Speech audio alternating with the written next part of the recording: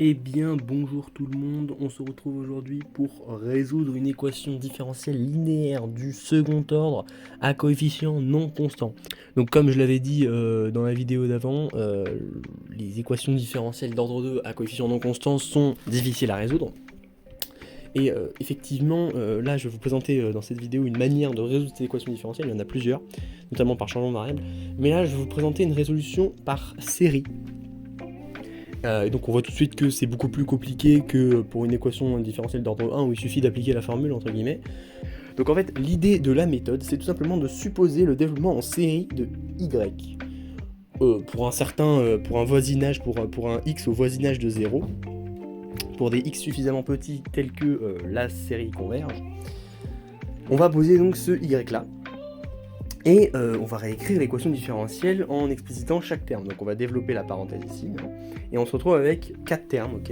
Donc y' moins x carré y', moins 2xy' plus 2y égale 0.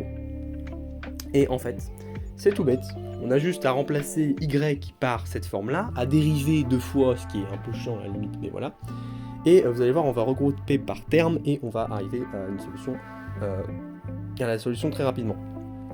Donc le terme 1 c'est celui-ci, le terme 2 c'est celui-ci, 3 c'est ça, et voilà.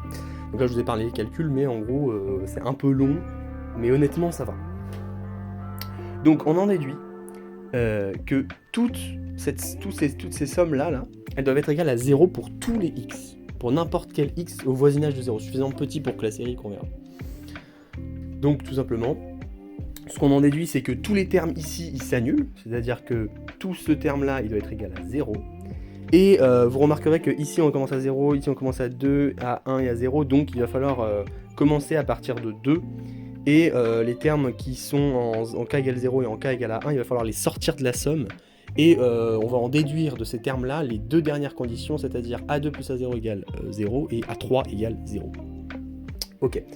Donc du coup, là je vous ai écrit direct la réponse, hein, mais en gros, une fois qu'on a écrit la relation de récurrence qui existe entre ak plus 2 et ak, on isole tout simplement ak plus 2 et on trouve une relation très simple entre ak plus 2 et ak. Tout simplement, pour passer au terme suivant, il suffit de multiplier par k-1 sur k plus 1. Donc tout de suite, on en déduit quelque chose. On voit, comme on a vu que a3 est égal à 0 dans le terme ici, on en déduit que a3 est égal à 0. Et bah, si je calcule a5, je multiplie par k-1 sur k plus 1. Or, qu'est-ce que AK c'est quoi? C'est A3 c'est égal à 0. Donc ça veut dire que A5 est aussi égal à 0. Et A7, évidemment, je vais encore multiplier par un autre nom, mais ça sera toujours égal à 0. Peu importe, tous les termes impairs de la suite sont égaux à 0. Et pour les termes pairs, et bien tout simplement, je vous évite encore une fois la récurrence, mais en gros, ici, on trouve une relation très simple qui nous permet de dire que A de n est égal à A2 sur 2n-1. Et là c'est déjà quasiment terminé, hein. On est à 3 minutes 25 de vidéo et on a déjà quasiment terminé une équation différentielle qui est quand même plutôt difficile à résoudre. Donc c'est parti pour la conclusion finale. Donc on réécrit y en séparant le premier et le deuxième terme. Donc je vous rappelle qu'ici on avait k égale à 0. Donc on commence à partir de k égale 2 et on sort le terme numéro 0 et le terme numéro 1. On se retrouve avec A0 plus A1x plus A2 x puissance de k sur 2k-1, ok, etc. Là, on va expliciter A2 comme A0, puisqu'on sait que A2 plus A0 est égal à 0, donc A2 est égal à moins A0. Ok. Et on va réécrire la somme, mais en partant cette fois-ci de k égale à 0. Ok, donc on se retrouve avec cette somme ici.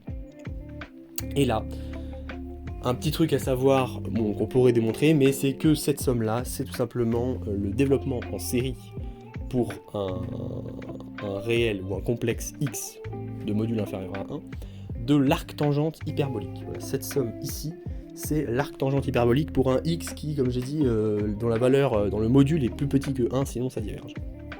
D'accord. Et bien, voilà, c'est terminé, c'est-à-dire que A1 et A0, bah, c'est des constantes qui peuvent valoir n'importe quoi, et c'est bien normal puisque j'ai une équation différentielle à la base d'ordre 2, sans aucune condition initiale.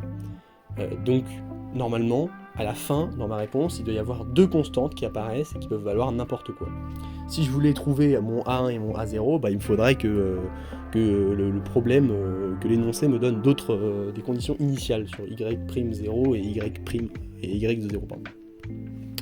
Voilà, donc ça c'est tout simplement la formule générale.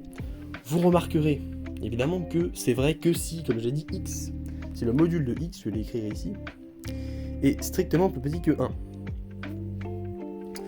eh bien en fait on peut l'étendre au réel, puisque si c'est vrai pour une infinité de points, en fait si vous voulez c'est un polynôme de degré infini, donc si c'est vrai en une infinité de points, puisqu'il y a une infinité de points qui vérifie module de x est plus petit que 1, et bien nécessairement pour tous les x dont le module sera supérieur à 1, ça sera également vrai. Voilà, donc on peut conclure en disant tout simplement que les solutions de l'équation différentielle, c'est a1x plus a0 fois 1 moins x arctangente de x. Voilà. Donc j'espère que cette méthode vous aura plu. Elle est absolument monstrueuse. En fait, c'est une méthode qui marche la plupart du temps énormément. Et juste petit point en plus, ça marche dans l'autre sens, c'est-à-dire que parfois on a une suite récurrente définie, comme par exemple la suite de Fibonacci, et en fait on pose une fonction y est égale à fn x puissance n, et on montre que cette fonction est solution d'une équation différentielle qu'on sait résoudre, et du coup on en déduit les coefficients, et bref, donc ça marche, et ça crée une sorte de lien entre équation différentielle et suite.